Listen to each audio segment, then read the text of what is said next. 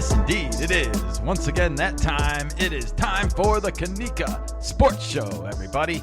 Your home for authentic and independent Chicago sports talk, San Diego Padres baseball talk, and anything else that we want to talk about, including WWE, NFL, NBA, MLB, WNBA. We do it all here. It is Friday. We are rolling. I am your host, Kenny Time, on this microphone, and joining me once again, as always, is my lovely co-host. She is the one, the only, drum roll please, Nika, the producer. That's right. There she is. Happy Friday, Nika. Happy Friday to our new and returning listeners from all over the world. We have you. All over the globe. That's right. Happy Friday and happy weekend. Happy weekend indeed. It is Friday, and we have got a great show for everybody planned today. We've got to talk about the All-Star game in baseball. The voting has begun. We have a big milestone that we're going to talk about in a second. We have the ABS system possibly coming sooner than we thought, Nika. That would be nice. White Sox baseball is in the news, everybody, and we're talking about it here. We also have a look at the baseball weekend ahead before we got to turn it to some NBA talk. That's right. The finals are underway, and if you missed it, you missed some excitement last night. The NFL is heating up as a certain somebody finally inked a new deal, and the Bears, our team, is getting some national attention this offseason with, of course, Ben Johnson in the house, and things are changing in Chicago. Hopefully for the better. Hopefully. Last, but certainly not least, it is a busy WWE weekend. We are taking a look at the SmackDown lineup for tonight that has been announced, as well as making some predictions for Money in the Bank tomorrow. It's a big Peacock event, Nika. Are you excited? Oh, yeah. It's one of the bigger ones, isn't it? No. This kind of feels like a big event, at least in the wrestling season, because the dust has now settled from WrestleMania, and it's time to kind of start building that road to the next one. WrestleMania is the biggest event, of course. It's in April, and now that we're officially in June, it's like 10 months away to start building to the next WrestleMania, and well, it's a soap opera. Storylines need to be written and happen, and we're about to find out some juicy stuff. Oh. But yeah, we got to kick it off and talk about some baseball, Nika. We do. Yeah, we had a busy baseball week. We had, of course, the Padres visiting the Giants, and the Mets were visiting the Dodgers out here on the West Coast. And both of those 4-game series that started on Monday ended in a split. So no ground gained either way. I think that's a good way to end for game series. Well, sometimes. Sometimes, it sure. would have been nice for the Padres to gain a game on the Dodgers at least. It was there for the taking. It was not granted. It was not given. And nothing is ever given in the great game. But, yeah, it's the Padres continue to be a mystery to me when it comes to their offense right now. It's obviously not clicking. And, there are some signs of life, I guess, with Fernando maybe coming out of this prolonged slump that he's been in, but it's been ugly. It's been worse than Juan Soto last April of 2023 when he was with the Padres.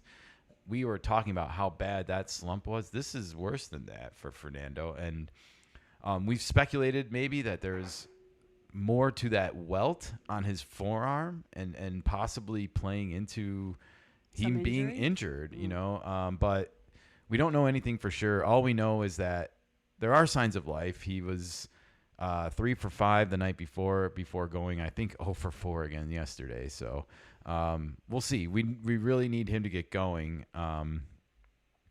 Yeah. That would be nice. We need him to get going again, like he was in April. That would really help out right now. The Padres are still 9 games over 500, but entering a very, very difficult stretch of games, and could get ugly really quick. I got to be honest. No Michael King right now. No Yu Darvish right now. Dylan Cease not been the sharpest tool in the shed this year, unfortunately. And Nick Pivetta had a really good start on Wednesday night, only to not quite finish it out in the 6th inning. So that was disappointing, and I'm sure he's disappointed. He's a really fierce competitor. Mets Dodgers, very entertaining, It was very entertaining. theatrical. The Mets win. The Dodgers answer back. The You know Mets what win was- again. The Dodgers close it out. Yeah, back and forth, and we saw Soto shuffle for We the first time. They made a huge announcement about that. I know. It's like Soto did the shuffle. I forget. It might have been Tuesday night or One of the earlier games. yeah, Monday or Tuesday for Mm-hmm. sure. And he got all the MLB establishment heads announcing it to the world like, oh, Soto shuffle. Soto's back. Soto's back. Soto's back. And this is, of course, on the heels of that 2-home run performance Yeah. last weekend. What do you think, Nika? Is Soto back just because he's doing his Shuffle? signature shuffle? Well, I know he was doing also his stare down. I saw the stare down. I don't see the shuffle as much. I think he's heating up.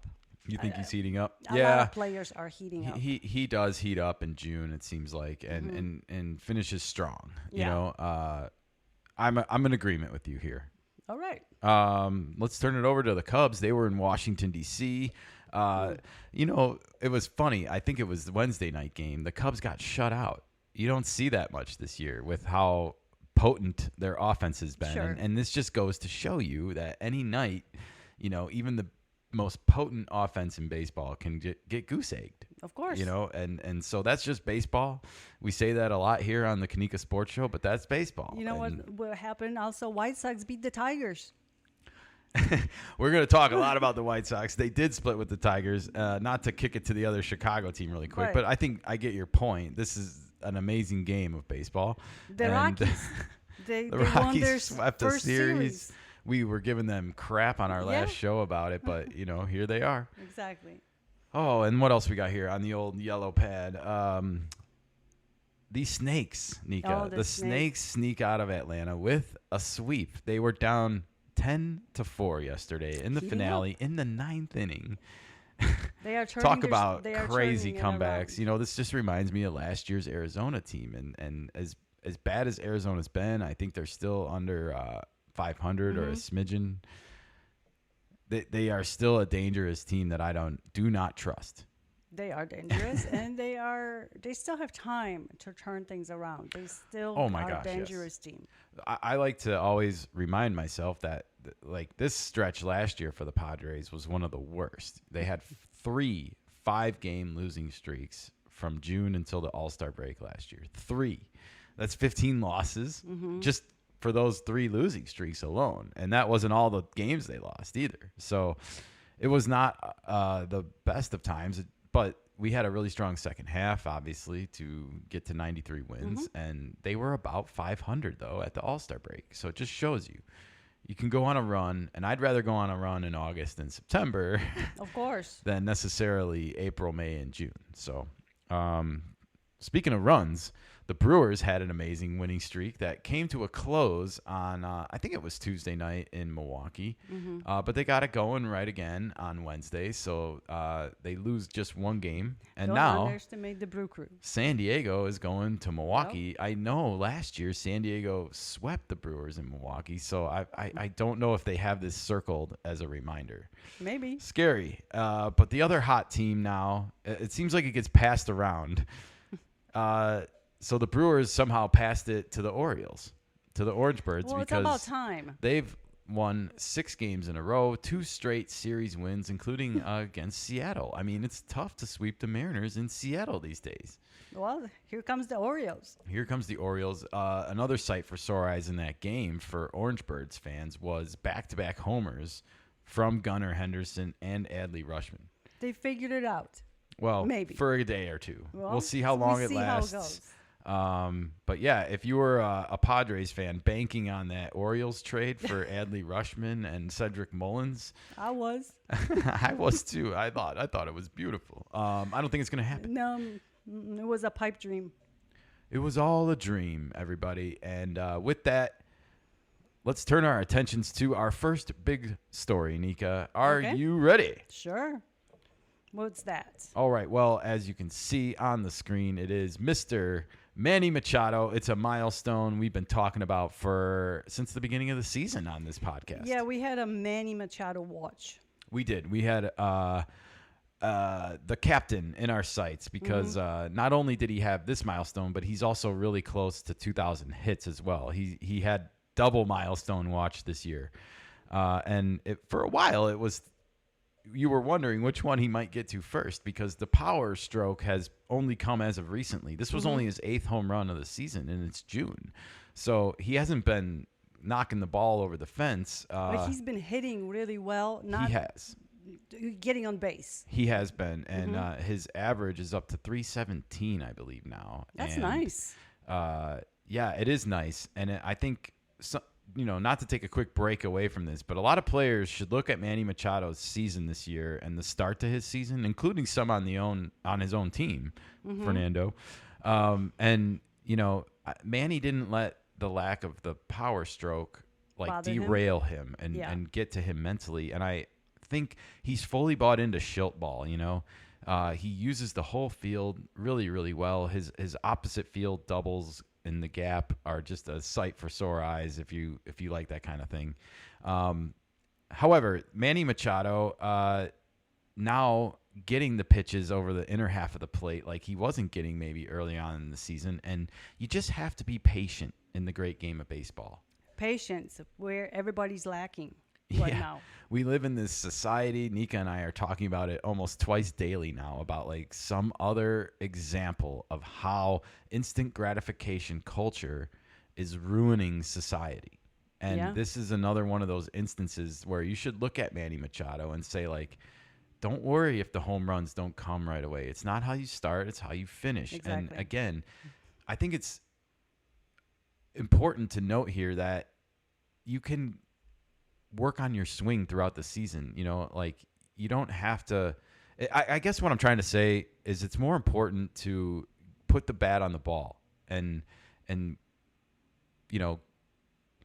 know what I'm trying to say. It's more important to put the bat on the ball and be use the whole field. It's important to have good mechanics at the plate and practice what's been preached to you. I think what I'm really trying to get to here is Manny Machado has embodied Mike Schilt ball. We heard the Schilt ball reference at the beginning of the season when the Padres got off to such a hot start, and we haven't really heard that as much because they've been struggling offensively, especially. That run differential has come way down. It was hovering around the 40s after April, and it's now in the 15s or lower. So that's not good. It's not good, and they've been in this prolonged funk offensively as a team. And I think a lot of it comes from players pressing. Xander Bogaerts doesn't have home runs, so he starts trying to hit them, and it's that's not your game anymore, dude. You have to realize this on your own, that you have to adjust to your age group, if you will. Yeah. I'm not saying he's old and cannot play. It's just you have to realize, you are a little older. You're not 21-year-old kid that's playing baseball. Well, and also, if you want to get the pitches that you can hit over the fence, you have to first commit to using the whole field, hitting those outside pitches to the opposite field, so pitchers want to come inside on you. I don't know how else to put it, and maybe it's time for players to take a page out of Pete Rose's book, and instead of trying to tweak your swing mechanics so much, maybe you just need to make those adjustments that he made. Move up in the box, move away in the box, move back in the box, or move forward in the box, or scoot closer to the plate, I should say. Those are the only 4 moves you should make. You shouldn't change your mechanics mid-season. You shouldn't do all this extra thinking. Baseball's not a thinking game. Yes, it's a reactionary game, and you have to rely on your muscle memory. Yes, you do. And so I'm not a big fan of tinkering in the middle, and so Padres. It's not going to get you where you want it in the middle of the season. All right, well, back to Manny Machado. Yeah. 350 career home runs for Manny. Man, oh man, oh Manny. We love him here on the KeNikka Sports Show. He's just not having the best season defensively, but still makes those highlight reel plays over there at the hot corner. And Manny Machado, if you flip to the next slide, Nika, this was an article by AJ Casavel. He is the Padres beat reporter for MLB.com. Red Hot Machado's 350th career homer puts him in an exclusive territory.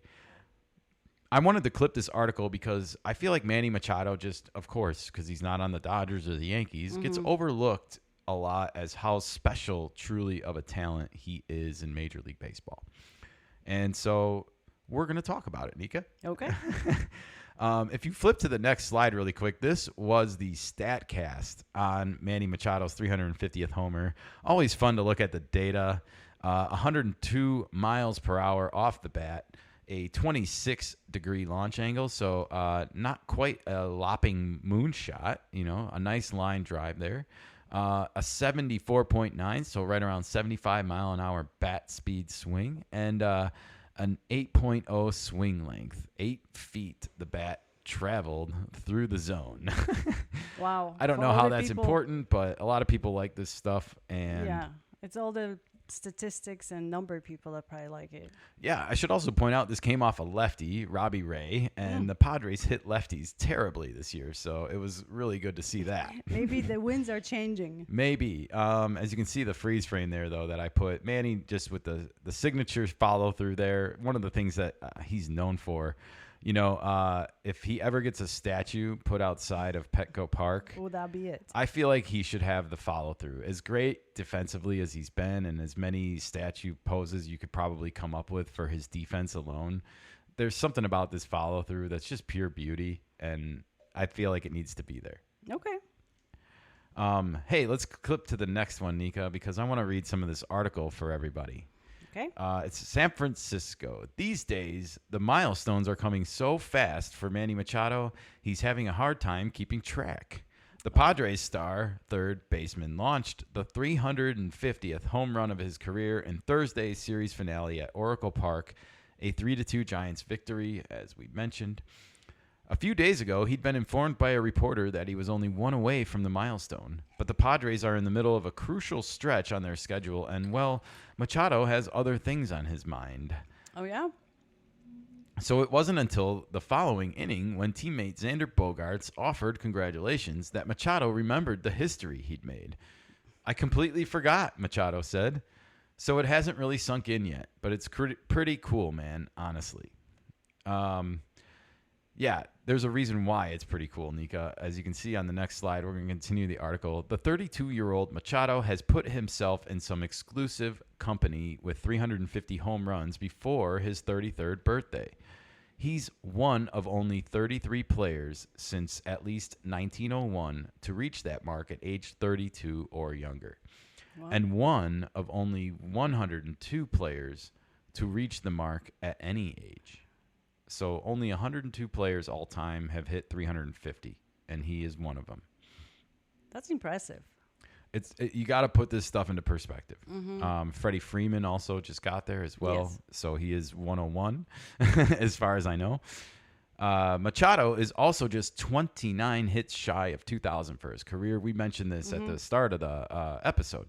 Only 11 players have reached those two marks, 2,000 hits and 350 home runs in their age 32 season or earlier. And this is why I wanted to clip this, Nika. Listen to this list. 8 are in the Hall of Fame. Hank Aaron, Jimmy Fox, Lou Gehrig, Ken Griffey Jr., Mickey Mantle, Willie Mays, Mel Ott, and Frank Robinson.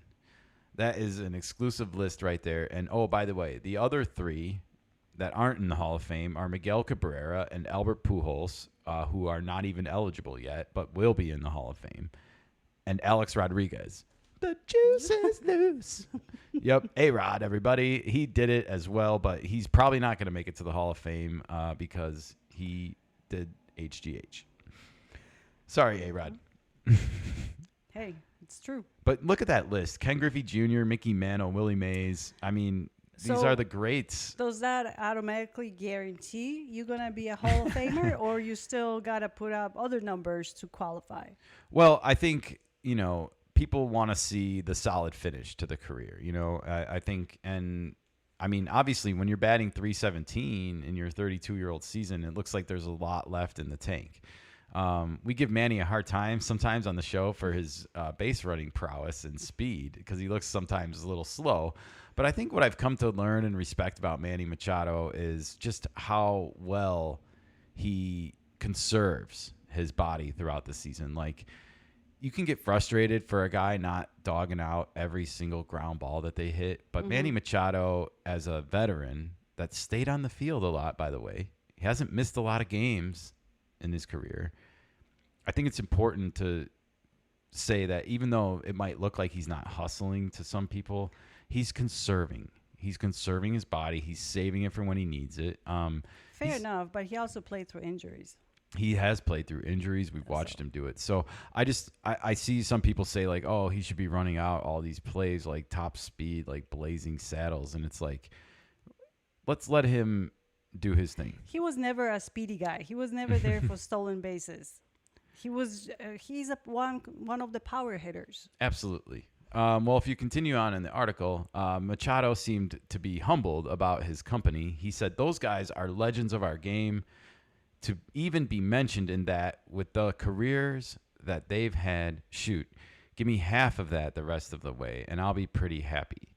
Those guys, I looked up to all of them. They're guys you play the game because of them, looking up to them. To even be mentioned with them, that's surreal for sure. And, oh, by the way, I should let you know, Manny Machado, people are playing the game because of you now. We already know of Junior Caminero on the Rays last year. He was, like, idolizing you as a kid, and he wanted your jersey really bad, and you gave it to him, and he gave you his, and it was cute. It was very cute, yes. But I like to see humble Manny Machado. I think a lot of people think he comes across as arrogant or not flamboyant, but arrogant. No, for that's sure. Tatis. Tatis is the flamboyance. Yes. But he is a humble guy, and he works hard at his craft. Of course. So, let's just finish out this little article here. Indeed, Machado seems to be on a Cooperstown-bound trajectory, Nika. He's also in the midst of one of his finest seasons at the plate. His 2-run homer on Thursday came against Giants lefty Robbie Ray, the reigning National League Pitcher of the Month, giving the Padres a 2-0 lead in the top of the third inning.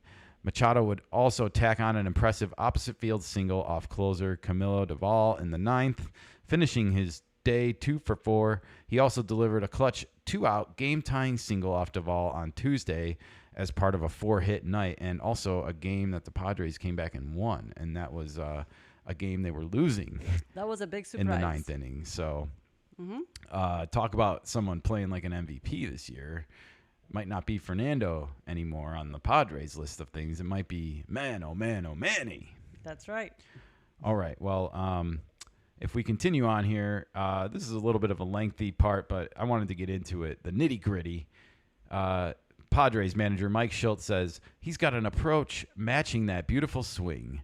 Manny's clearly in a good place. Yeah. Can we get everyone else in a good place, Mike? Can we do that, please? Machado is batting .317 with an .880 OPS. That batting average, along with his .382 on-base percentage, are both career highs. He's honed a more patient version of himself at the plate with a 9.8% walk rate, well above his career average. Earlier in the season, Machado hadn't quite tapped into his power, but that's no longer an issue. 5 of Machado's 8 home runs on the season have come over the past 2 weeks. Last season, Machado set the franchise home run record, passing Nate Colbert's long-standing mark of 163. Thursday's blast was his 175th as a Padre, with presumably many more to come. And yeah, I think there will be. At least 150. I think he's going to hit 500. So will that guarantee Hall of Fame, or that's most likely? Most likely. Unless you juice. Well, I don't think many's. I think 400 would guarantee him Hall of Fame, to be honest, as a corner infielder. But I'm obviously blessed, Machado said, of number 350. It's a huge accomplishment, a big milestone for sure. I'm grateful for the opportunity. End of article. And yeah, just to piggyback off of where we just broke off there, I do think he is on a track to hit 150 home runs. It's not easy. He's got to average 20 more approximately per season after this for 8 seasons. That's 160, but obviously that puts him over. That's not counting what else he hits this year. Okay, and he has a long contract. He does. So he has the time, and he will stay with the Padres. This is his final destination. Unless they trade him at the end of his career. I don't think that's in the cards. It might have been in Peter Seidler's will that you cannot trade Manny Machado no matter what. I think he was his favorite player and one of the reasons why the Padres paid him what they paid him. Well, at this point in contracts negotiations, he is a steal for a third baseman with that much money. He is now in today's money. In today's in money, 2019, he was considered an overpay. Sure. So I think, we could be looking back at Juan Soto as a great deal in 3 years or We 4 could. years. Imagine that. Jeez. Contracts, $1 billion. Someone's going to get it. Someone That's will get it in the crazy. next 5 years, I bet. That's nuts. It's nuts to think about. It It could is. be it could I be mean, when you DeVries or somebody of that caliber that is not even up yet. It's still a no. teenager. No, You don't know. you don't, but not the names you mentioned. But well, James Wood might be. Look at a player like that then. We have to see how it goes. But that's a lot of money we're talking about. And before that, I believe they might put a salary cap. Well, speaking of James Wood, Nika, we Oh. need to switch over to the next slide because we got to talk about the All-Star game, everybody. Uh-oh. Yes, it is June, and that means the Midsummer Classic is upon us next month in July. And voting is now open as of this Wednesday. You can see the tweet there on the right. I tagged it at 10:05 a.m., June 4th. All-Star game voting is live. According to MLB, you can vote 5 times per day for your favorite players, and you can vote to send them to Hotlanta this summer. The that's All-Star where- game okay. will be in Atlanta. If you remember a few years ago, because of politics, it was actually canceled after it had been announced. Well, this is the makeup series for Atlanta, and welcome back. You guys, it didn't deserve to be taken away from you in the first Yeah. place over this crap. But here All we right. are. Welcome back. It's getting hot in here. And Thomas Harrigan of MLB over here wrote an article about some storylines that we should keep an eye out for as voting gets underway. Okay. I scanned this article. If you want to know all 7 of the storylines, you should go to MLB.com and search out this article. I'm sure Thomas Harrigan would appreciate that. But a couple things that he wrote jumped out at me here, Nika. And Yeah. number 2 I want to get to is the NL outfield is loaded. He writes, deciding on the NL's starting outfield is probably going to be the toughest call for fans because, boy, is this group ever packed with star power.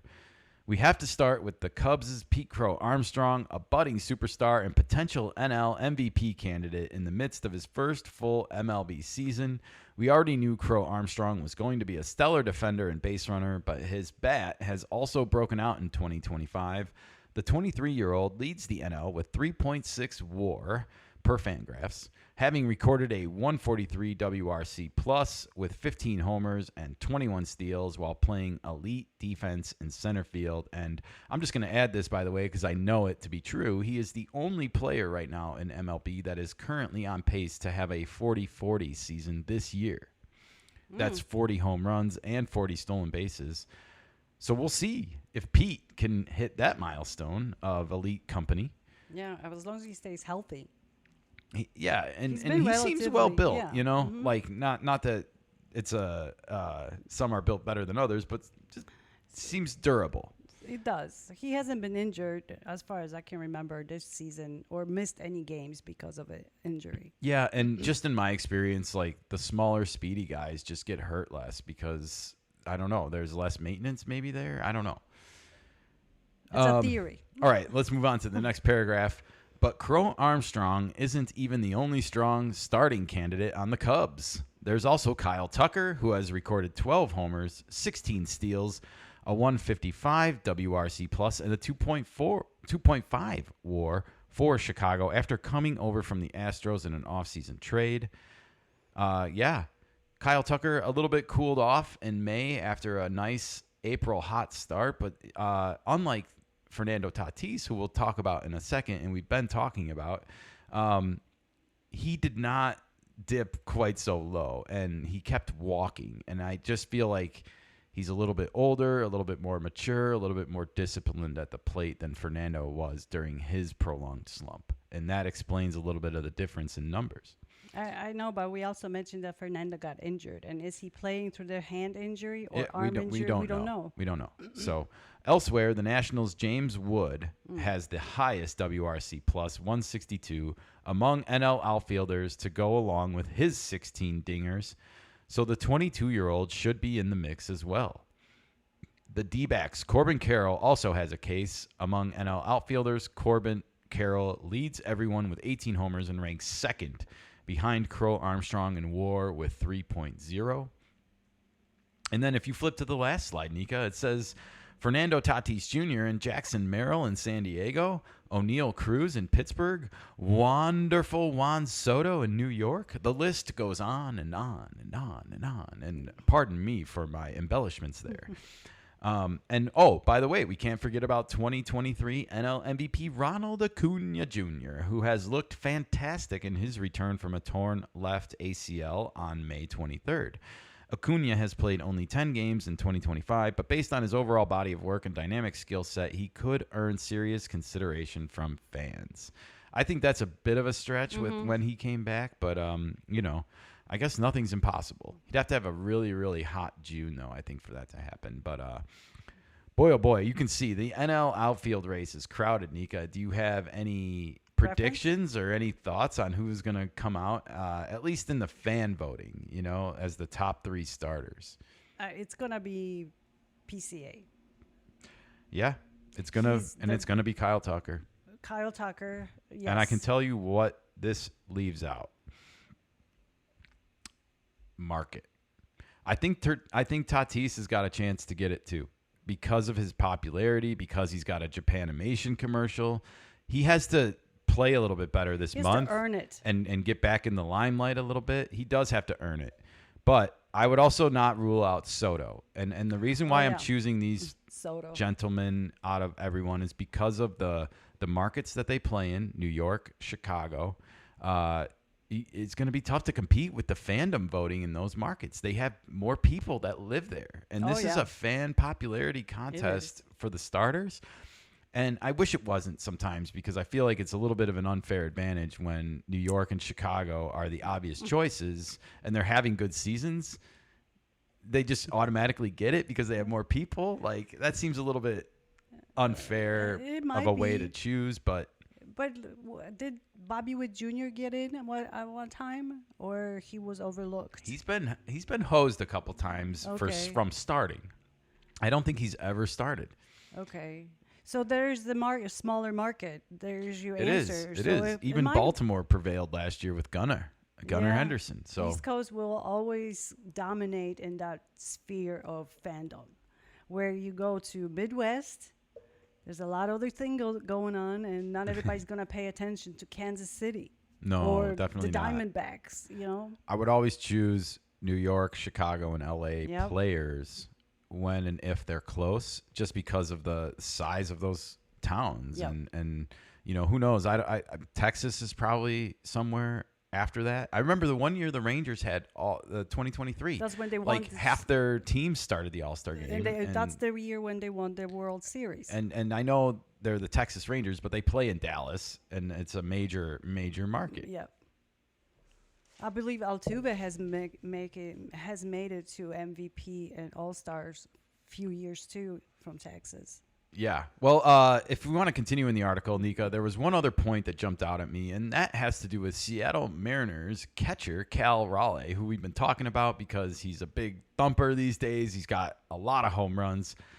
He might have hit one yesterday that I might have missed and have 24 now, but he at least has 23. Is he leading in home runs? He's leading the AL for sure. But not the whole major. He might be tied with Ohtani. Okay. Or he might be leading Ohtani by one now. I don't remember. But it's okay. It says Raleigh could make Mariners history, on track to post one of the greatest seasons by a catcher in MLB history. Cal Raleigh is likely to earn his first All-Star selection in 2025. He's tied with Ohtani for the MLB lead with 23 homers, and that might be a lead now, as we just mentioned. He ranks second behind Judge with 3.8 WAR, while slashing 259, 374, and 625 with a 183 WRC plus, and that is some major numbers for the big dumper there.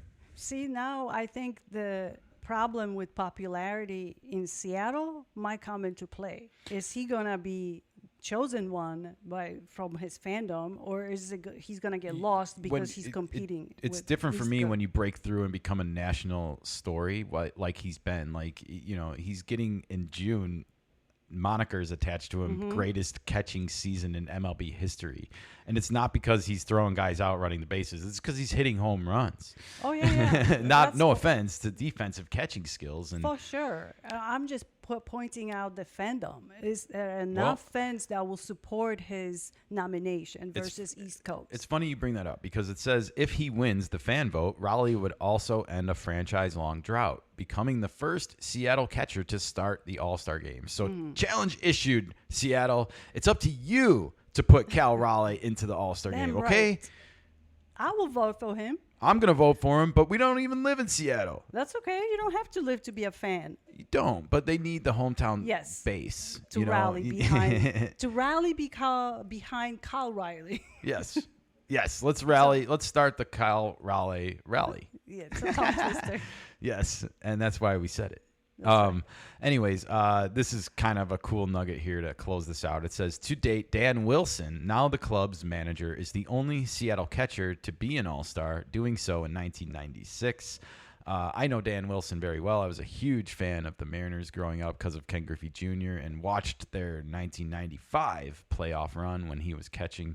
And anyways, I thought that would be a cool connection, as these two catchers in Seattle history to have this new connection now as manager and player together. So, Cal Raleigh is really underrated for how well he catches.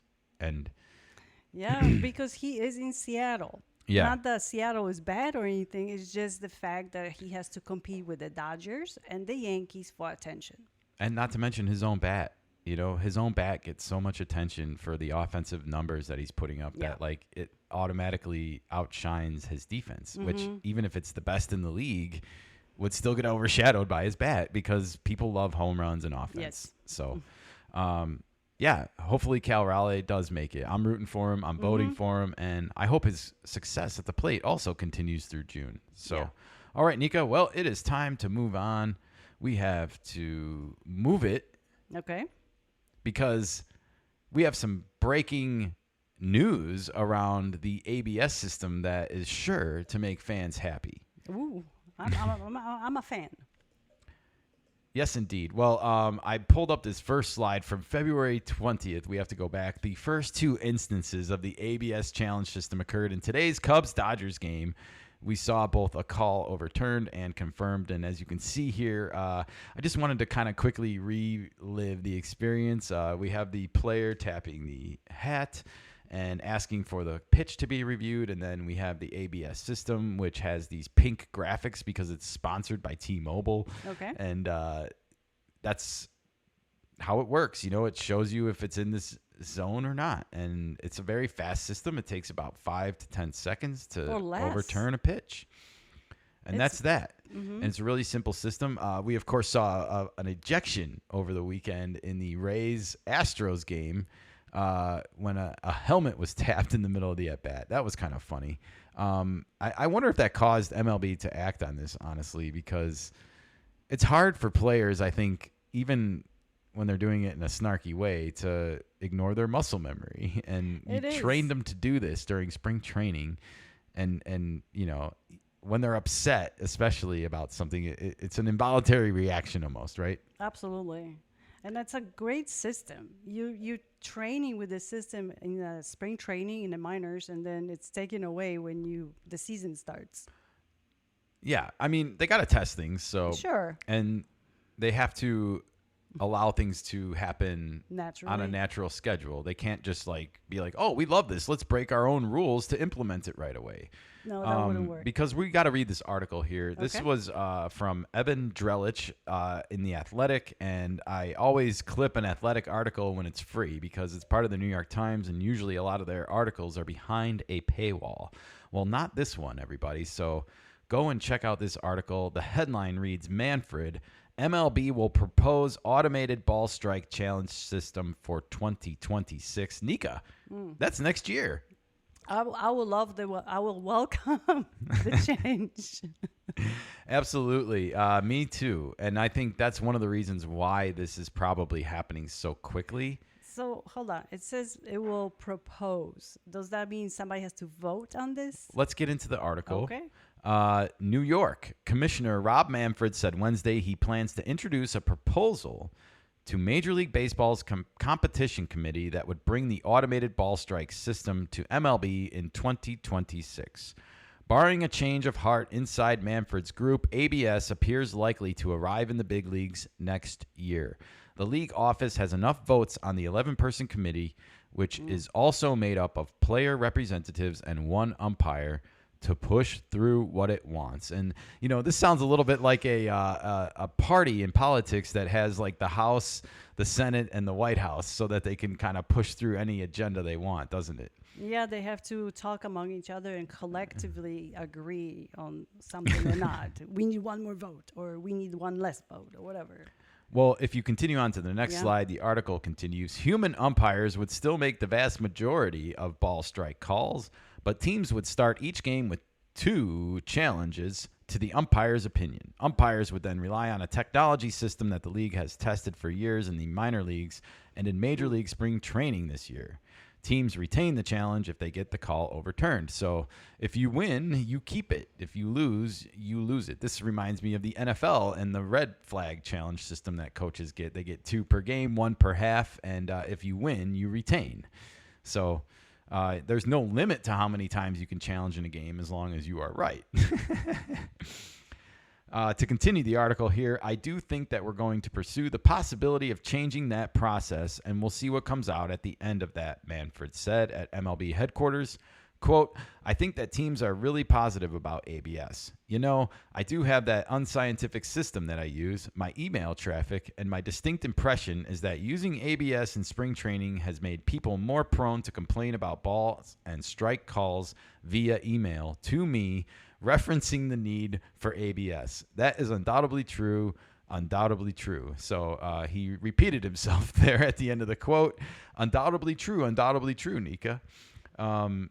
Yeah, I think from a fan perspective, it's really, really annoying to see a lot of the bad calls on Twitter and on social media, just on repeat. And it seems to be getting worse and worse and worse as we go on.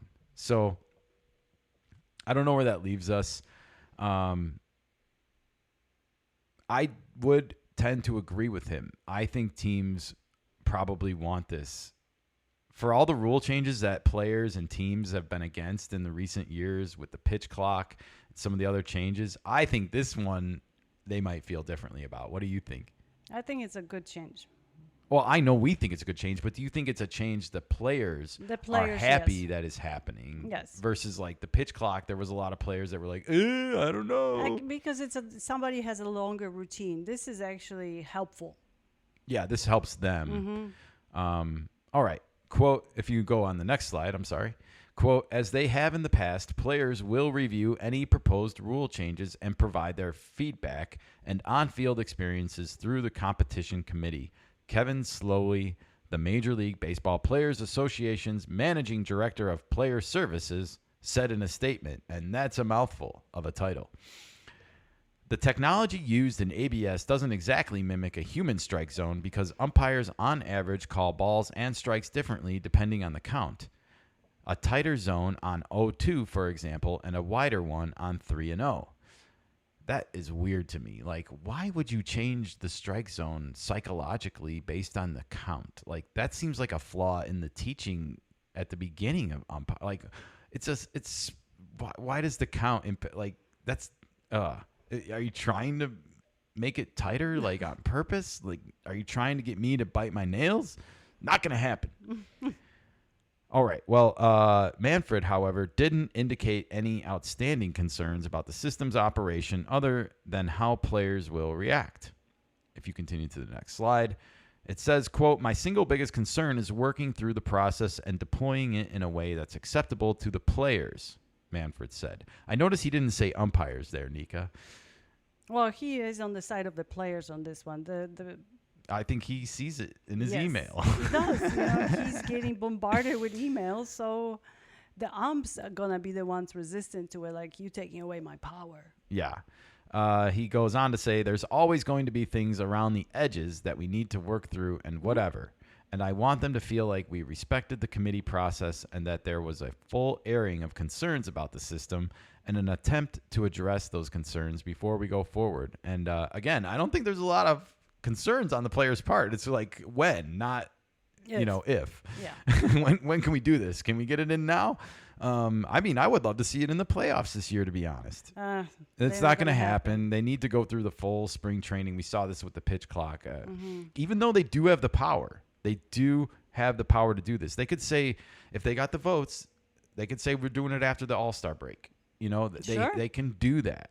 And the players are used to doing it, so no more ejections for tapping your helmet. But it wouldn't be a huge change. It would be normal. It's something that you just do. Not everybody has to use it if you don't want to use it. Hey, if you don't use it, then you're going to lose it. All right. Well, let's finish this article here. It says players on the competition committee have almost universally been opposed to Manfred's on-field rule changes over time. Owner-player relations are going to get progressively more sensitive next season with the collective bargaining agreement's expiration after the 2026 season. But Manfred indicated that he wasn't going to move gingerly on rule changes because of the impending labor talks. MLB has long held the power to implement on-field rule changes that it wants, but in the current CBA, which went into effect in 2022, the league received the right to implement changes on shorter notice, 45 days after a proposal. That's where I got my All-Star break thing from. I don't understand the end of this article. I got to be honest, Evan Drelich. I don't think the players are going to be opposed to this. I don't think so either.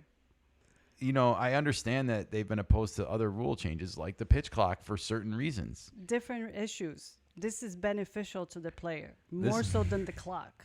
It is. Clock is not beneficial. Yeah, I don't know. Anytime you can challenge a referee's decision or an umpire's decision in sports, I think it's been universally accepted. I remember back when this was a thing in football, before and after, like before replay and after replay in football. And people back then were like, oh, you're going to break up the flow of the game. And then think about it. Like, it's now second nature for us, right? Mm-hmm. Like, nobody says this anymore. Nobody complains because it's more important that they get the call right. Yeah. And 99 times out of 100 now with replay, they do. I know there's still weird replays that don't get called right. We saw a lot of them in baseball this week. But at least this system seems pretty foolhardy and should help umpires maybe even make better calls as the game goes on. Like, what if a call gets reversed and the umpire is like, oh, that's a strike, huh? Maybe I should call that pitch a strike now. It could help them make better choices as the game goes on. All right, so I'm ready for it. I'm ready for ABS. If they want to bring it in this year in the All-Star game, fine with me. Playoffs this year, fine with me. Whatever you think is best, but most likely we'll not be seeing this until the start of the 2026 season, and I'm excited. I'm really excited. Bring it on. Bring ABS into baseball. Oh, well, damn, there's more to the article. Well, we have also comments on that. So if you want to get into the comments more, because this is a lengthy article. Well, I think we're on the next slide probably. I don't know which slide you went to. I have 2 slides before the comments. Okay, so we're on the right slide. It says, we bargained for the right to make these kinds of rule changes, Manfred said. It was a really important part of the deal from our perspective. Everybody understood what the rules of the road are. Unlike the prior provision, there's actually a process that is involved that you go through, that you kind of have a chance to vet and talk about what should happen with the players. So I'm less reticent about that. And yeah, I mean, this is why they have the right to change the rules so quickly. And, I think he's just flexing some muscle here, to be honest, with this quote and just saying, like, we can do this whenever we want, right, Nika? Mm-hmm. All right. In the past, I have been a little squeamish about the year before bargaining. I don't feel that way right now. And again, I think the reason why he doesn't feel this way is because the players want this. If we go to the next slide, this is the end of the article here. It says MLB is also testing a check swing review system in the minors this season. It's unclear when that system will be tested by big leaguers. Manfred indicated that system was unlikely to be tested in Major League spring training next year because of the possibility everyone would still be adjusting to ABS. Quote, we haven't made a decision about the check swing thing, Manfred said. We do try to think sequentially about what's coming. I think we got to get over the hump in terms of either doing ABS or not doing it before you'd get into the complication of a separate kind of challenge involved in an at-bat. Right. You think about them, they're two different systems operating at the same time. We really got to think that one through. So, yeah, if you were hopeful that there would be a check swing challenge system coming to MLB anytime soon, it looks like they're going to kind of keep these things compartmentalized, even though they are both kind of in the same realm. Is that accurate to say, Nika? Mm-hmm. Okay. Well, if you click to the last slide, there were some comments about this, Nika. And, you know, again, I think this is one of the reasons why Manfred's moving so quickly on this, because the players want it and the fans also want it. Finally, this should have happened years ago. Let a robo-ump call all balls and strikes. Eric H. It's insane to move to a challenge system over full ABS. If we're going to trust ABS to overrule umps' incorrect calls, why allow these incorrect calls in the first place? It's funny, they want all automated now. No more umps, period. John W. Umpires on average call balls and strikes differently depending on the count. A tighter zone on 0-2 and a wider one on 3-0. And this is what stood out to me in the article, Nika. What's that? Is that this is dumb. Like, why would you change the strike zone based on the count? That seems like a psychological flaw with umpires. It's like human nature, you know? You start doing certain things and then your memory is a little bit fuzzy where you started. Well, I guess it just doesn't feel like accurate. Of course not. It's a human. We make mistakes. I understand. All right. Well, this is the comments. I think people are excited about this, and we're going to move on. I want to see ABS in baseball next year at the latest, Nika. That would be really good. All right. Well, it is time to move to the Windy City and not talk about the Cubs. Okay. For a change. Holy cow. Press release, Nika. Stop the presses. Chicago White Sox. Statement from the Chicago White Sox. White Sox announced long-term ownership agreement. Whoa. Jerry Reinsdorf on the way out. He is getting up there in age. You know. Yeah, it depends. Is he going to leave with the legs forward or legs backwards? All right, well, let's read the press release and find out. Jerry Reinsdorf and Justin Ishbia have reached a long-term agreement that establishes a framework for Ishbia to obtain future controlling interest in the White Sox after the 2034 season. Quote, having the incredible opportunity to own the Chicago White Sox and be part of Major League Baseball for nearly 50 years has been a life-changing experience. I have always expressed my intent to operate the White Sox as long as I am able and remain committed to returning this franchise to the level of on-field success we all expect and desire. Jerry Reinsdorf. You might need to spend some money, Jerry. You might need to spend some money again, I say, Jerry. You can see Fox Sports got in on the breaking news as well. Jerry Reinsdorf and Justin Ishbia have finalized the long-term investment deal that sets the groundwork for Ishbia to eventually acquire a controlling interest in the White Sox. No transition will occur before 2029. So there's this 2029 to 2034 window for this, Nika. And if you flip to the next slide, I decided to go to one of my old stomping ground journalists, Jesse Rogers, who I believe works for ESPN 1000. He wrote this for ESPN.com, and I figured why not go to some hometown love for the news. Justin Ishbia in line to take over White Sox from Jerry Reinsdorf, and you can see I screen captured Andrew Benintendi there swinging a bat for the White Sox in their game against the Tigers. But on to the news. Chicago billionaire private equity investor Justin Ishbia is in line to be the next owner of the Chicago White Sox, according to a news release issued by the team Thursday. Ishbia, 47, and current owner Jerry Reinsdorf, 89, have entered into a long-term agreement that could lead to Ishbia taking over the team as soon as 2029 or as late as 2034. In the interim, He'll make capital infusions into the White Sox in 2025 and 2026 as a limited partner, paying down debt while helping, quote, support ongoing team operations, according to the release. Just to interject here a little bit, Nika, do you think that he's going to be putting some money on the field itself with player acquisitions or helping with free agent signings? I don't know. Yeah. No, I don't think so. From 2029 to 2033, Reinsdorf will have the option to sell controlling interest to Ishbia, the agreement states. If a deal isn't completed by then, Ishbia then will have the option to take over after the 2034 season. Until that point, Reinsdorf will continue to own and run the team. The statement said, quote, there is no assurance that any such future transaction will occur, and in no event will such a transaction take place before 2029. In addition to Justin Ishbia, his brother Matt, who owns the NBA's Phoenix Suns, and father Jeff will also be significant investors. I guess they're spreading their portfolio into other sports, Nika. It's a family business affair. It's a family affair, and, That's okay. That's good. Hey, From keeping one it with family. the round balls at least. No football yet.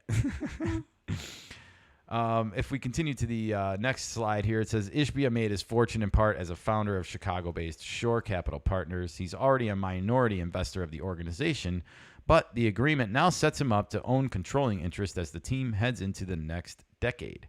Reinsdorf, who is also principal owner of the NBA's Chicago Bulls, bought the team in 1981 for approximately $20 million. It's now worth more than $2 billion. You talk about your money growing for you, Nika. Hey, it's inflation. Inflation. Having the incredible opportunity to own the Chicago White Sox and be part of Major League Baseball for nearly 50 years has been a life-changing experience. We already read this quote, but I'm reading it again. I have always expressed my intent to operate the White Sox as long as I am able and remain committed to returning this franchise to the level of on-field success we all expect and desire. And I really wish I knew what he expected and desired on the field these days, because it has not been pretty over on the south side, Nika. All right, well, just one more slide to get through here for the White Sox, everybody. The White Sox won the World Series in 2005. They did. It was a fun team. Paul KeNikka gave Jerry Reinsdorf the final out of that World Series, the baseball.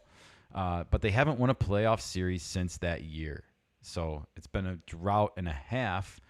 They've set the modern-day MLB record for losses last season when they went 41 and 121. The team is off to another rough start, winning just 19 of its first 62 games while ranking 29th in payroll. So that's, again, it's like you got to put your money where your mouth is a little bit, Jerry. The White Sox are also exploring avenues to build a new ballpark. It is unclear if or how the agreement between Reinsdorf and Ishbia will impact that search. So there you have it, Nika. The White Sox looking at forming this new line of succession, I guess we shall say. And the one thing I want to give them credit for, unlike what we've seen with the Padres and the Orioles and the Twins and other teams, they didn't wait for the old man to kick the bucket and let this become a mess, right? Mm-hmm. Now there is a succession plan, and I'm just glad for that. I don't know if this is going to change the White Sox fortunes at all, or if this is strictly an investment group taking over a professional sports team like it so often happens nowadays, and is going to be looking at the bottom line more than anything before they look at what's on the field. That's how it's going to work, most likely.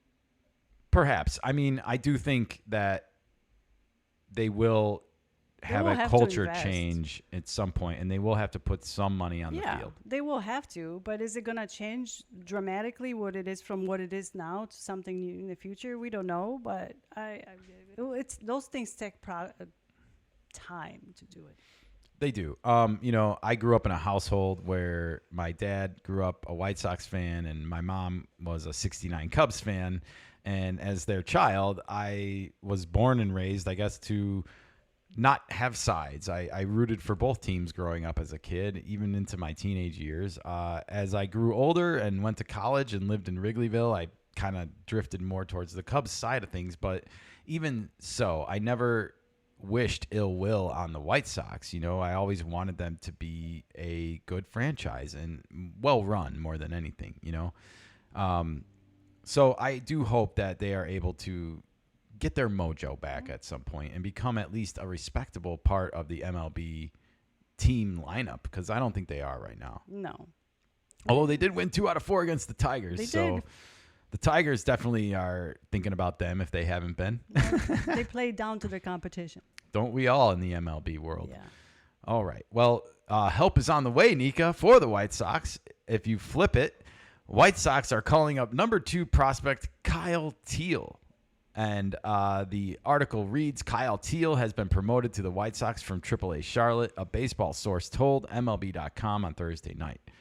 The White Sox have not commented on the news, which Mass Live's Chris Cotillo first reported. This is fun news here. The White Sox want all the help they can get. Their fans have been wanting this kid up since spring training. So they got to be a little bit excited, especially with all the other news going on. The number 2 White Sox prospect and number 26 overall per MLB Pipeline has been the model of consistency and excellence offensively for the Knights. That's the Charlotte Knights. Having reached base in 38 of his 39 games since April 10th while slashing .326, .424, and .525 with 8 doubles, 6 home runs, 21 RBIs, and 29 runs scored during that stretch.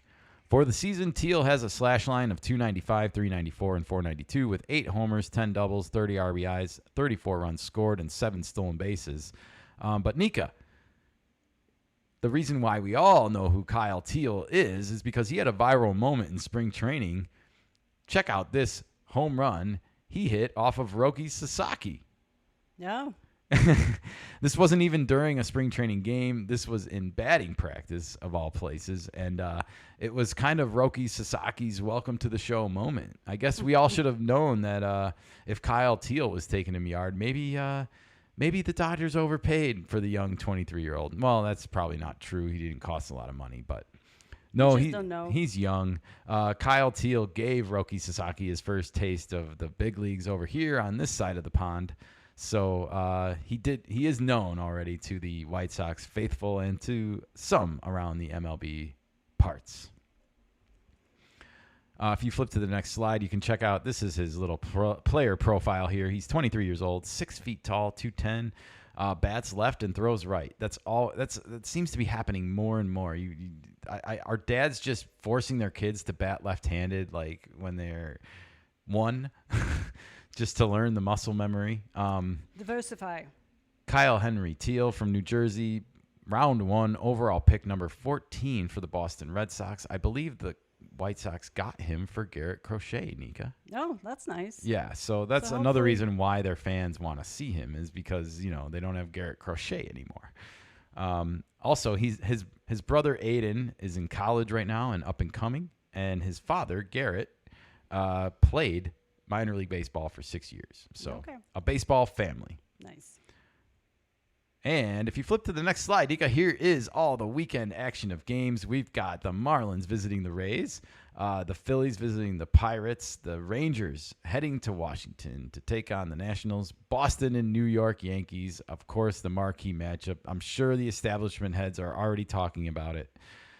Arizona taking on Cincinnati, Cubs taking on Detroit. That should be a fun series in Detroit, Nika. The Astros are taking on Cleveland. Kansas City taking on Chicago, Toronto taking on the Twins, the Padres head to Milwaukee, as we mentioned. That should be interesting. The Dodgers are heading to St. Louis to take on the hot Redbirds, Nika. Let's see if the Redbirds can help us out a little bit. That'll be nice. The Mets head to Colorado, so they're probably going to play terrible after they leave. The Mariners are heading south to take on the Halos in Anaheim. And the Orioles, the winners of 6 straight, head to Oakland to take on the Athletics in Sacramento, I should say. All right. The Braves and the Giants are getting away in San Francisco as the final game of this evening. So Lots your of games. weekend action, your weekend lineup of games. The standouts for me, again, Cubs, Tigers, and probably Boston and the Yankees, not to jump on the establishment bandwagon. But we'll be following it all and checking out all the stories. But, Nika, it is time to shift our attention from baseball to a different round ball of basketball. Oh. That's because the NBA Finals kicked off last night, everybody. And as boring as the playoffs have been for me this year because of many, many, many blowouts and just a boring style of basketball, I couldn't help but get sucked into this last night because we had a buzzer beater, everybody, in a finals game. Something I would call a Jordan-esque moment as a child of the 90s. As you can see on the first slide here for basketball, if we're up and ready, we have a 111-110 victory for the Road Warriors, the Indiana Pacers here. And you can see it's Tyrese Halliburton who is caught in midair, about to let the shot go. And it fell down. Pacers win by 1. It's always exciting when you see a buzzer beater in the NBA playoffs, especially the NBA finals. And it's also nice that we have some new blood in there this year, even though I know Indiana and Oklahoma City are not the biggest markets. And the NBA is probably like, oh, God, why isn't it New York and L.A.? It's fun for the fans, I think, to see some different teams out there and, some different colors. You like the Pacers jerseys. But I want to get into this for a little bit. If you flip to the next slide, SportsCenter posted teams were 0-182 in the NBA Finals entering Thursday during this scenario. Teams, when trailing by 9+ points in the final 3 minutes of an NBA Finals game since 1971, were 0-182. They are now 1-82. Or 1-182 because the Pacers did it. They came back from this huge deficit on the road with less than 3 minutes left in the game. And, boy, this just tells you and continues to prove over and over again that it ain't over until it's over, everybody. Till the buzzer kicks in. You got to hear that buzzer. Yeah. Well, as you can see, they trailed by 15 on the next slide. And this was just another look at that buzzer beater. You can see all the fans are just waiting there. In anticipation, hoping that ball does not go through the net, and they were about to all be disappointed. So congratulations to the Indiana Pacers, but I got to get into this, Nika, because look at the next slide. This is my problem with basketball today in general and why I just can't spend a majority of my time watching it. I saw this, and I counted up all these little dots, and I double-checked my stats on the actual box score for you guys. But on the left, you can see we have the Pacers, and on the right, we have Oklahoma City. So the Pacers in this game were 18 of 39 from three-pointer. They took 39 threes in this game, and they hit 46% of them, 18. That's not bad. That's really respectable and actually really good from three-point. But that's a lot of three-point attempts, right? And if you add that up, 18 times 3 is 54. That's 54 of their points out of 111. That's about half come via the long ball. Oklahoma City, 30 three-pointers attempted. So not quite as many, but still a lot. That's a lot. They hit 11. That's 37% of their threes. It's still respectable for my era of basketball, the 90s. And this is too much. This is too much long-distance shooting. This is what's making the game boring. And this is where I think Moneyball has ruined sports in some ways. Because even though Moneyball is a baseball movie, let's not pretend that stats and statisticians haven't refigured and convened ways to change other sports in this same time. And basketball is one of them that's happened right before our eyes and has become boring. Because of the fact that statisticians are like, well, just chuck up more threes. It doesn't matter if you hit less of them. You make up for it with the amount of points you score. Because I think that was the idea behind it when they changed the rules. They wanted the games to go to high-scoring games, endings. And it changes the momentum, like if you're able to have a shot that counts for more points. And sure, but it makes the game boring. Well, when you shoot this many of them, it does. And there's no defense. Well, I think they just shoot whenever they can, Exactly. They're just chucking the ball. They're not shooting. They're not playing basketball.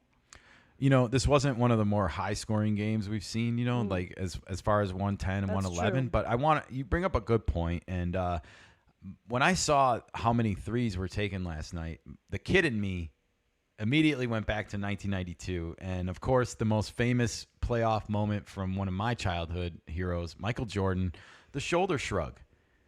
Most people that don't even follow NBA and know the history of it know of the Michael Jordan shoulder shrug.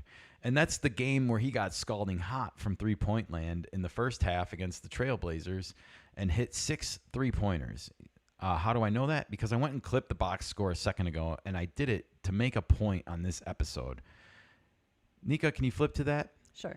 It says the final 122-89 Bulls. I want to point out the Bulls scored more points than the Pacers did last night. And the Pacers hit 18 3-pointers in that game. But look at this box score, Nika. If you follow it through 1, 2, 3, 4, 5 columns over, you'll see 3-pointers, and then the 6th column, you'll see 3-pointers attempted. And we got both the Portland Trailblazers and the Chicago Bulls to compare. This is a 1992 NBA Finals Game 1, 33 years ago from now. 6 3-pointers attempted for the Trailblazers the whole game, and That's it. 15 for the Bulls. And 10 of them were from Michael Jordan, who got scalding hot and shrugged his shoulders like, I don't know what's going on with me tonight. It's the steak. 15, well, probably. I mean, it was the steak every night. I mean, the guy rarely didn't show up. 6 plus 15 is 21. 30 plus 39 is 69. They're shooting over 3 times as many 3-pointers as they did 30 years ago. Yeah.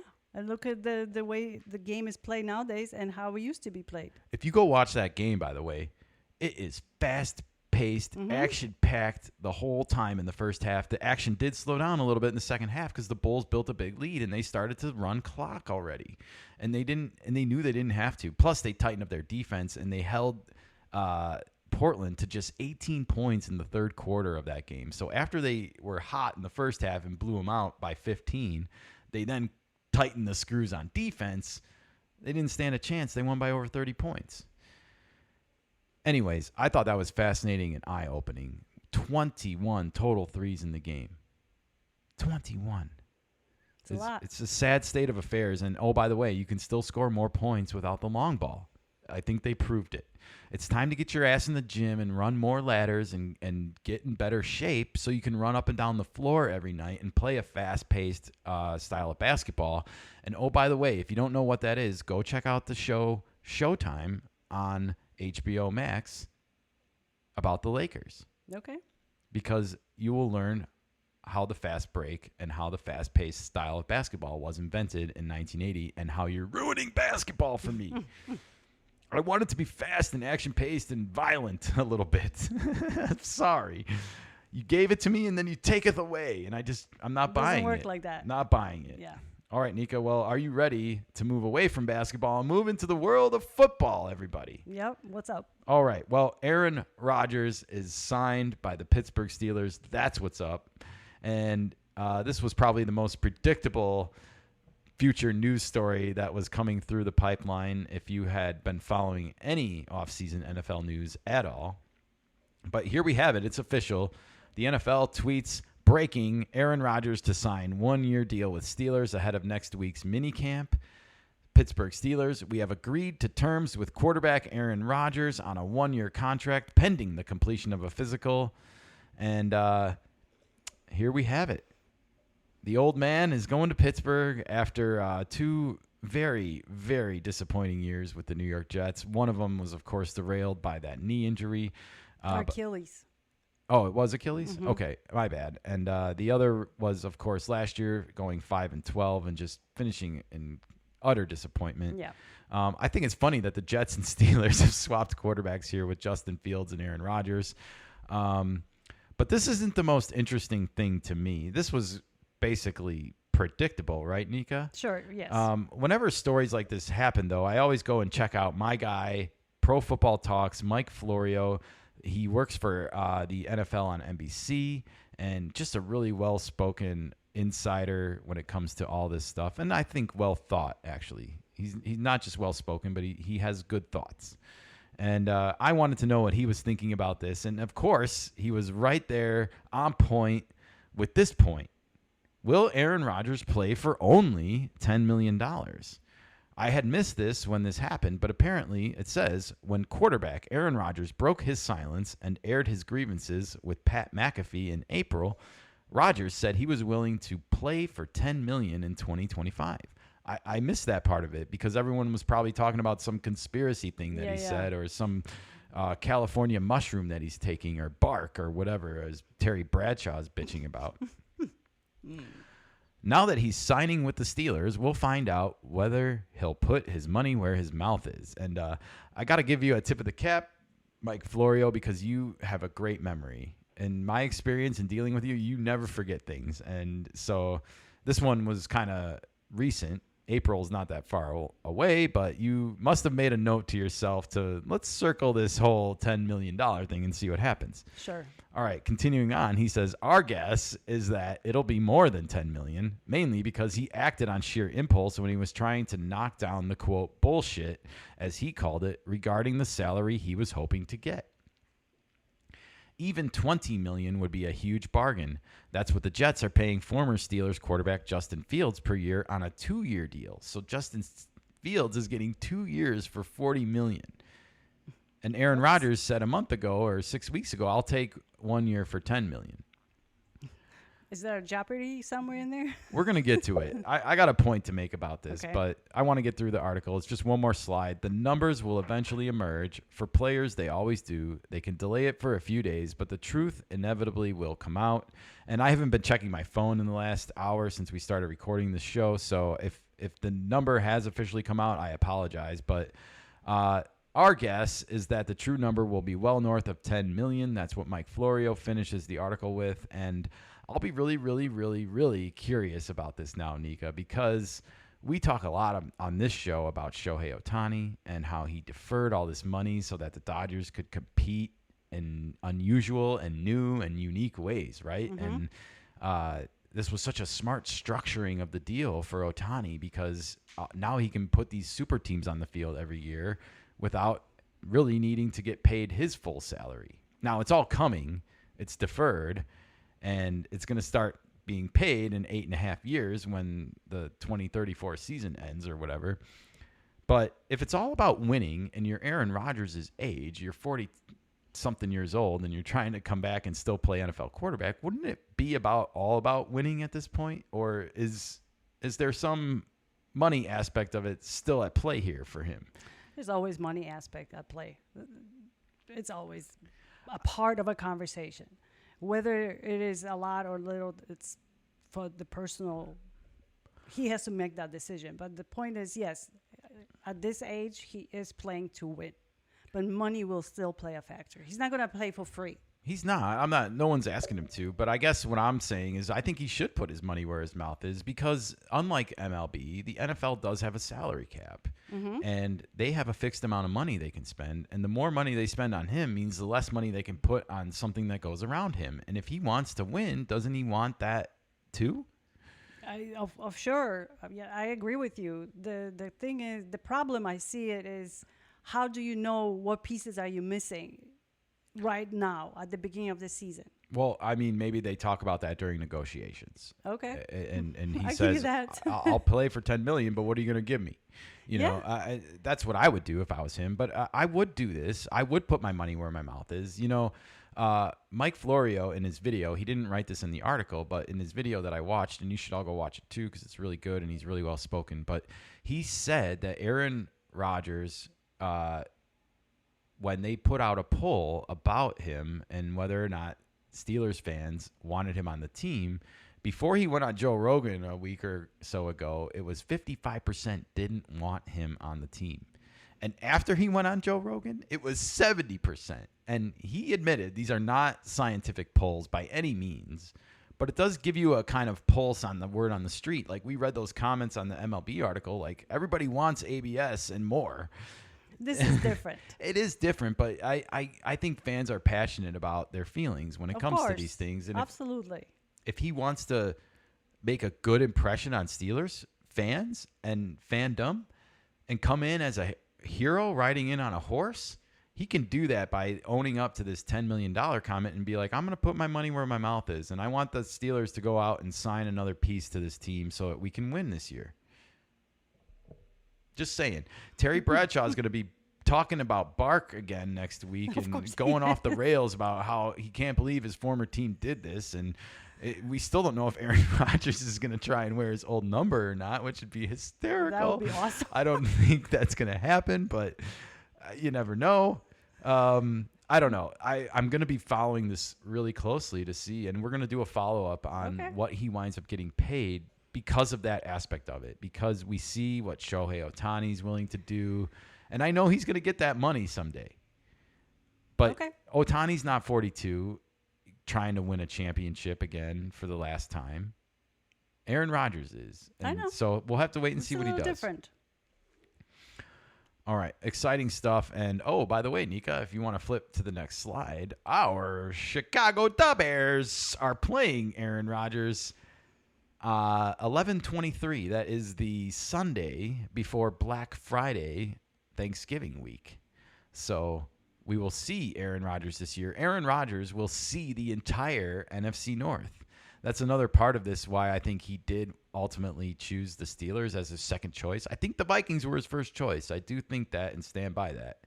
But I think Pittsburgh being his second choice was romantic because he does get to go and spend time with his old friends in the NFC North, the Bears, the Vikings, the Lions, and let's not forget what will surely be a high ratings game, Steelers and Packers next year. So that one might be the most fun of all. As much as I'm sure he loves torching the Bears because I saw him do it over and over again. I think that Packer game might be a little bit more symbolic for him this year. Anyways, speaking of Da Bears, the mandatory minicamp that was referenced in the Aaron Rodgers article is happening now for our beloved Bears.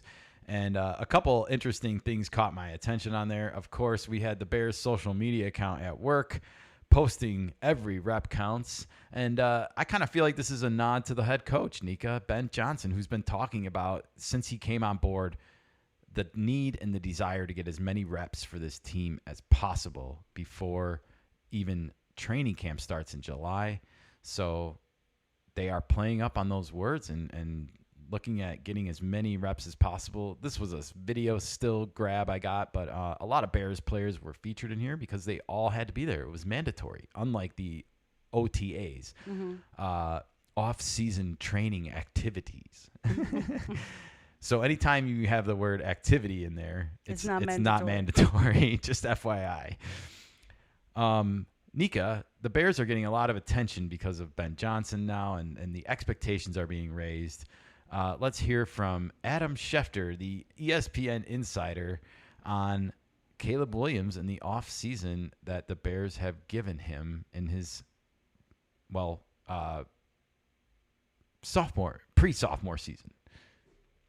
Well, you heard Ben Johnson, the new Bears head coach, right there talk about all the time that he spent with Caleb Williams this offseason trying to marry their minds together to think alike. And every single thing the Bears have done this offseason seems designed to bring the best out of Caleb Williams. They hire Ben Johnson first and foremost and surround him with an assistant coaching staff to elevate Caleb Williams. They then go out and trade for 3 different offensive linemen to go fortify a leaky offensive front to protect Caleb Williams. And then they use 2 top draft picks on a tight end from Michigan, Colston Loveland, and a wide receiver from Missouri, and Luther Burden, to give Caleb Williams even more weapons. So he's got the coaches, he's got the line, he's got the weapons. They are doing everything they can to make sure that he fulfills his potential.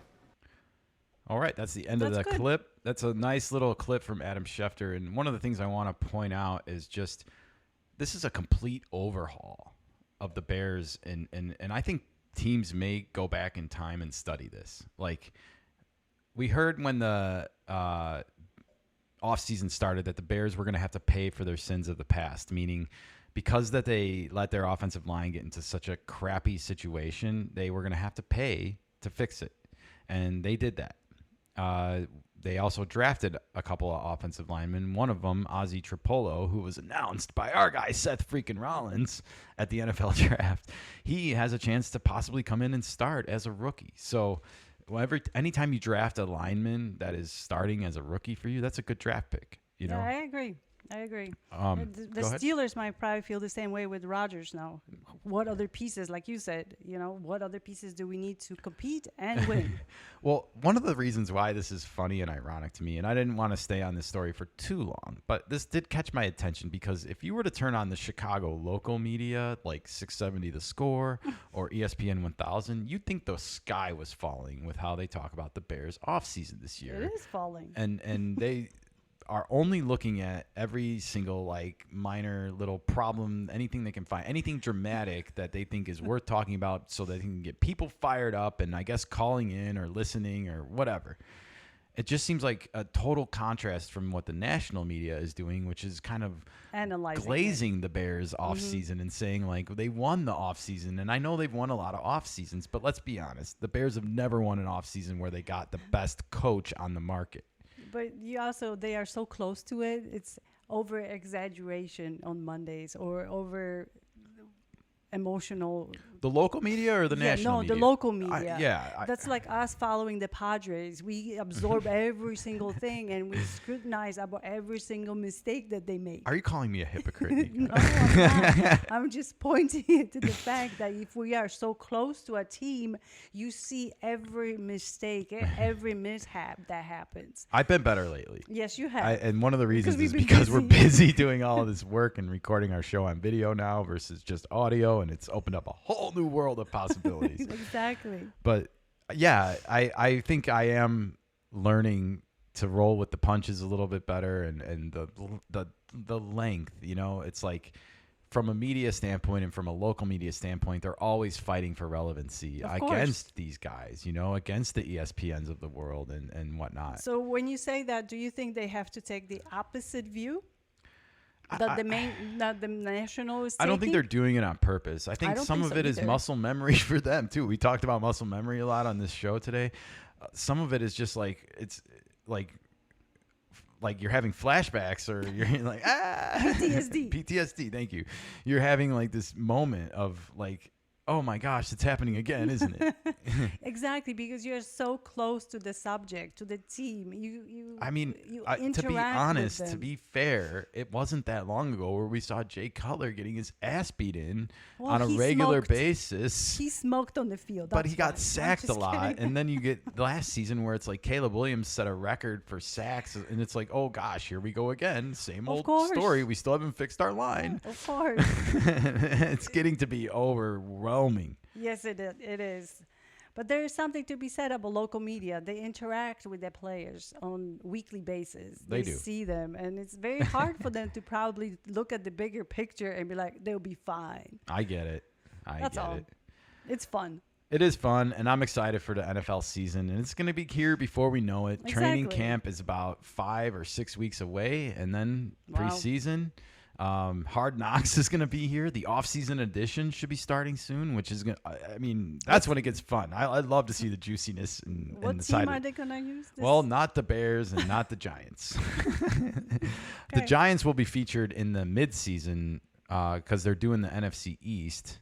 And I forgot who the team that's featured during training camp is this year, but they did announce it already. Well, let us know. We'll find out. We'll report back at a future date. Can't remember everything. Nika, yes. Before we get out of here, it is not last at all, certainly not least. It is the WWE. We got a big weekend of wrestling ahead of us, folks. Starting tonight with the SmackDown. It's the Friday night SmackDown, and boy, oh boy, they just continue to trot these four out there, don't they? Those are the top-notch names. If you remember, these were the last four we saw in the ring together, two of them were outside of the ring. Cody Rhodes and our guy, Jey Uso, were inside the ring holding both belts, respectively. And Logan Paul and John Cena were on the outside looking in. Now, we should point out John Cena is the WWE Undisputed Champion, if you didn't know. And Jey Uso is the World Heavyweight Champion. And these four are going to be getting down in a tag team matchup on Saturday night on the Peacock special event, Money in the Bank. More on that in a second. Mm-hmm. First, we got to get through SmackDown tonight. We got a whole SmackDown festivity, but this is interesting to me. It said Jey Uso and Cody Rhodes are going to confront undisputed WWE champion John Cena and Logan Paul. So how are they going to confront them? Is this going to happen backstage? Is this going to happen in the ring? Is this going to happen It's going to happen multiple in the times? ring. Like, That's a good question. I'm telling you why it's going to happen in the ring for sure. I know. They got to bring Jey Uso out. They got to do the Yeet, yeet. exactly. We got to yeet with this Bakersfield audience. You'll notice that the event is in Bakersfield, and you know why? Who's going to be baked? Well, tomorrow it's going to be in Los Angeles, and they need to be kind of close to where everything's tomorrow. That's right. Because they got a lot going on. And Monday Night Raw is going to be in Phoenix, by the way, if you're looking that far ahead already. So that's not that far. Bakersfield, Los Angeles. I think the Worlds Collide is Saturday morning, and is that the LA. minor leaguers again? Yeah. All right, so maybe we'll catch some of that. We only have so much time, folks. I know. There's only two of us, so. Anyway. But yeah, so these 4 coming out, I'm predicting this is going to happen in the ring tonight and not backstage. Unlike Jey Uso and Gunther, which if you haven't checked it out, go check out our short video that we posted to our YouTube about that. You will be highly entertained, if I may choose a careful play on words, Nika, because a certain cameo makes an appearance from a certain 2000 film. Are you giving it away? No. Are you not entertained? I am. Okay. If that didn't give it away, then you don't know film. All right. Yeah. In the ring for these 4. These 4. And they're going to duke it out in the ring. It's not going to be pretty. It's just going to be some misdirections, and somebody's going to come in and mess things up. I hope they let Jey Uso speak more this week, because he kind of got shortchanged on the mic out of everyone last weekend. Cody Rhodes had his big introduction, and then Uso had the big introduction as well. But then when he grabbed the mic, John Cena came out and started talking. But I think Logan Paul is going to pay everybody's mortgage. You just wanted to say that. Just kidding. All right, let's flip to the next slide, because holy crap, that's not even the biggest thing going on. You see these 12 individuals, 6 on top, 6 on bottom. Men's Money in the Bank, 6-way ladder match. Women's Money in the Bank, 6-way ladder match. All 12 of them are going to be in attendance tonight and on the program, Nika. How is this going to work, I wonder? We know what's going on with the women. More on that in a second. But the men, I don't know what they're going with here. I don't think that they're all going to be out in the ring together at once. That would be weird. But I do like Seth freaking Rollins appearing on SmackDown, because he wasn't on the SmackDown last week. He's usually a Raw contributor from my knowledge. But boy, oh boy, I would love to see him on the mic tonight, as I always do. I think that's what will happen. He might be on the mic only. Well, this is fun little lineup here for the men. We got 2 masked individuals, Penta and, of course, El Grande Americano, and who might be Chad Gable. Maybe. Stay tuned. Also, I predicted that the mask is going to come off tomorrow night. You did. So that's one of my predictions. We got more on that in a second. But Nika, can you flip to the next slide, because this is more interesting to me tonight. We got a 6-woman tag team match with the same 6 women that are doing the Money in the Bank ladder match tomorrow.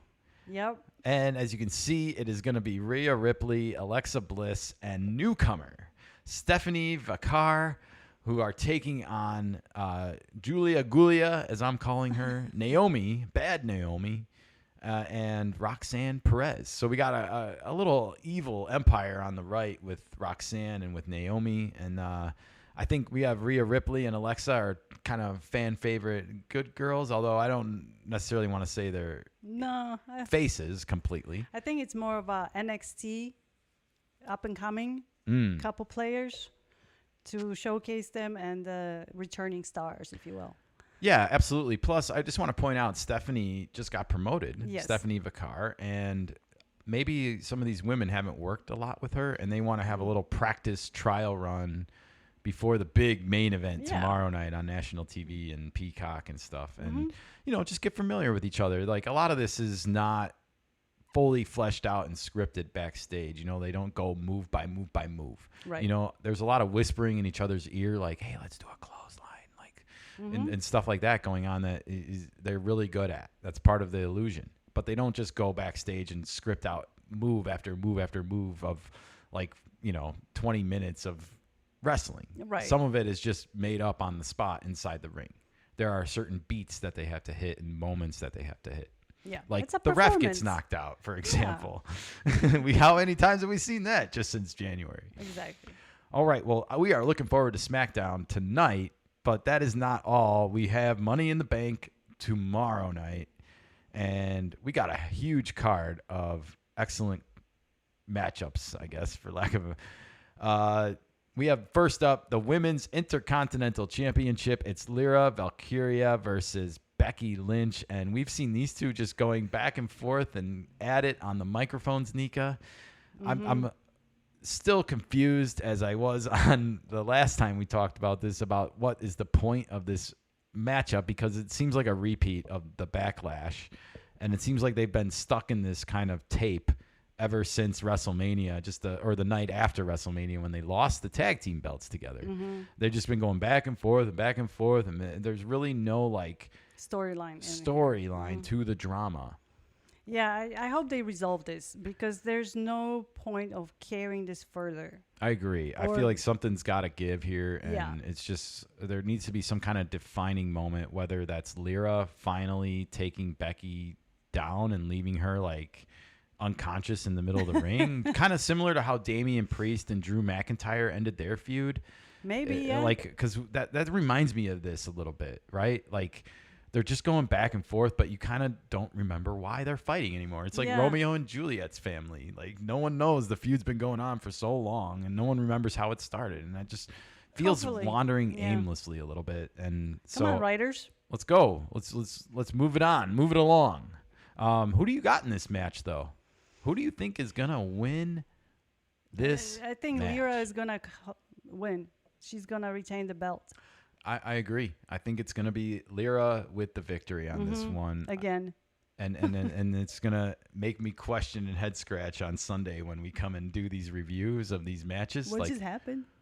Why did they fight again? Yeah. All right. Well, moving on. We have a tag team match, and the last time is now. John Cena, Logan Paul taking on Cody Rhodes, the American Nightmare, and Jey Uso. I want to point out again, we have the World Heavyweight Champion and the WWE Undisputed Champion in this match, which means neither belt is going to be on the line or changing hands tomorrow night. And I personally think that that's great, because it would take away from the actual Money in the Bank matchup if there were actual other championship bouts happening that night.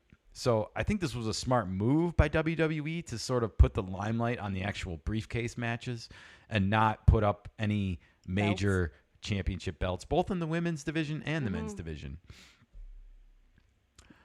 But who do you like in this matchup, Nika, after all of the back and forth and the jockeying? Oh, I think Uso and Rhodes gonna retain. They're gonna win. I'm gonna go in a different direction.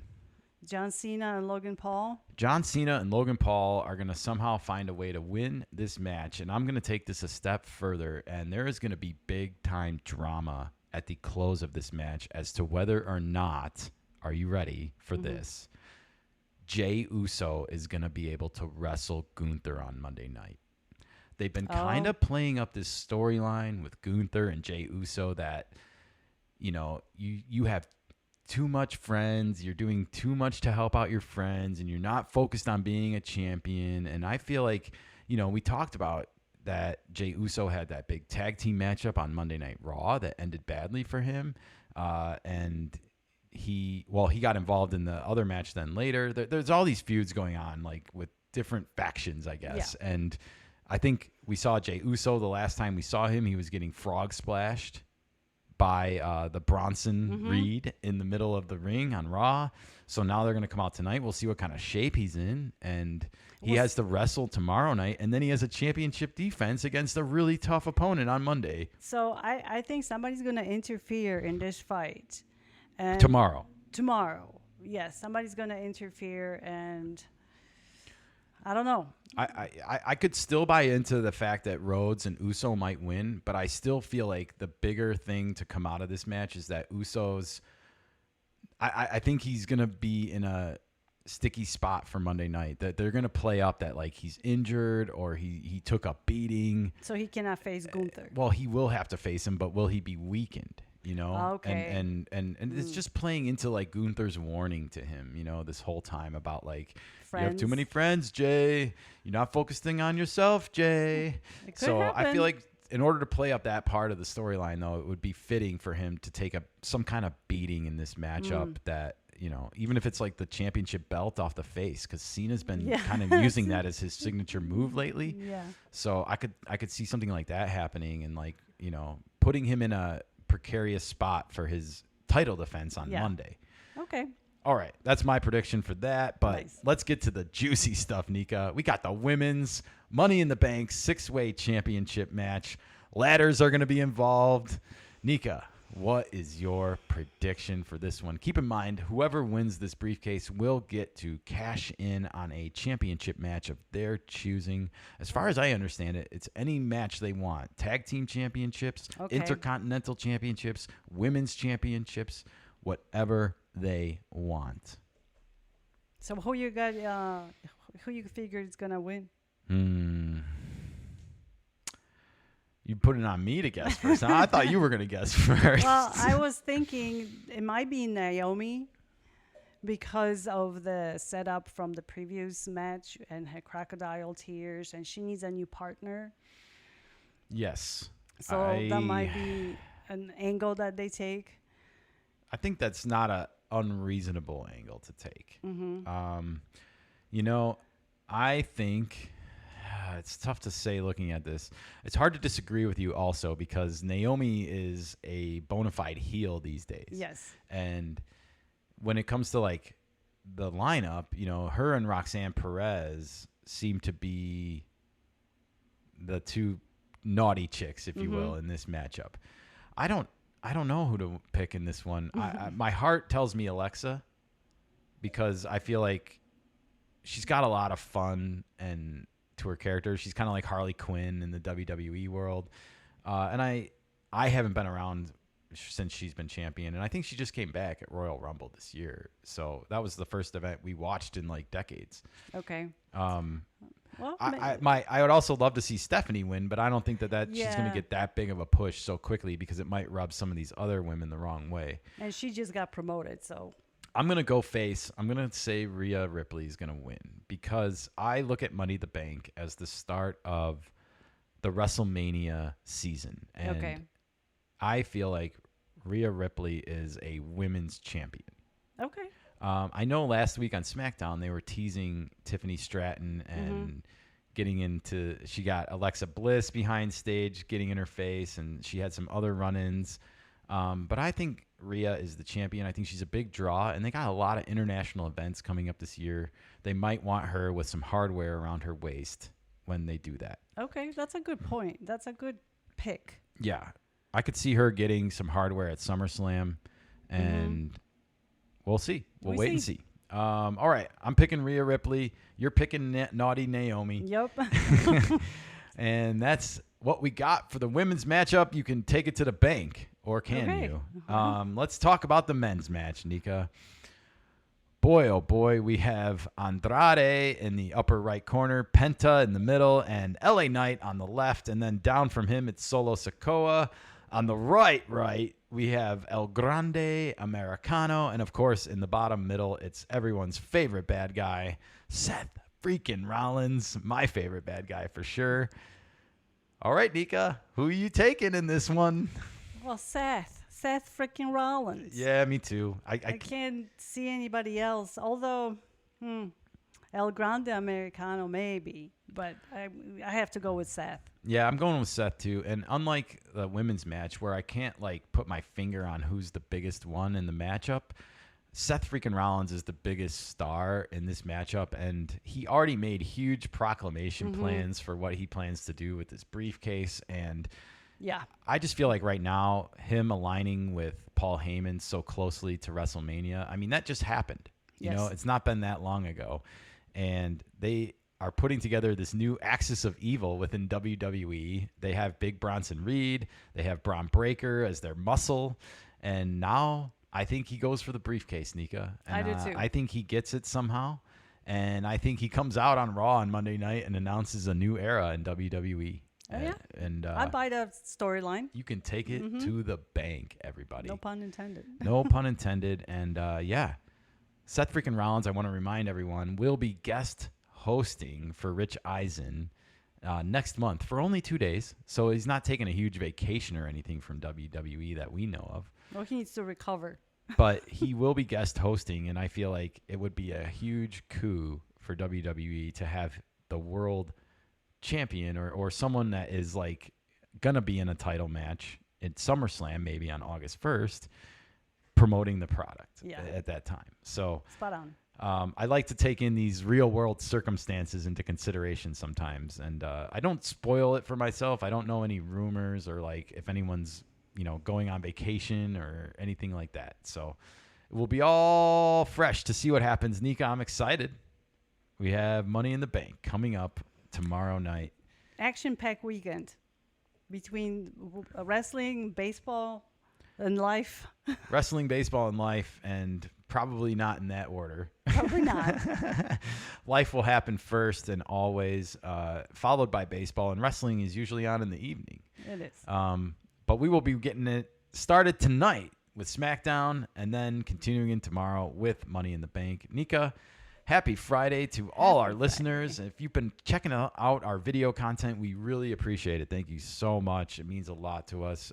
Please feel free to interact with us. We love some healthy interaction. We love some passionate interaction. Hell, you can argue with me. I'll probably get into it with you.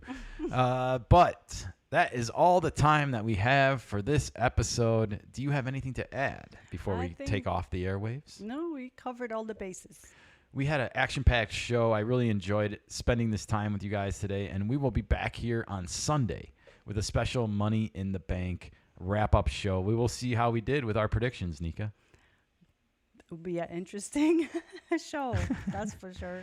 All right, well, enjoy the festivities, everybody, and we'll be back here Sunday to talk with you all again. Adios. Bye.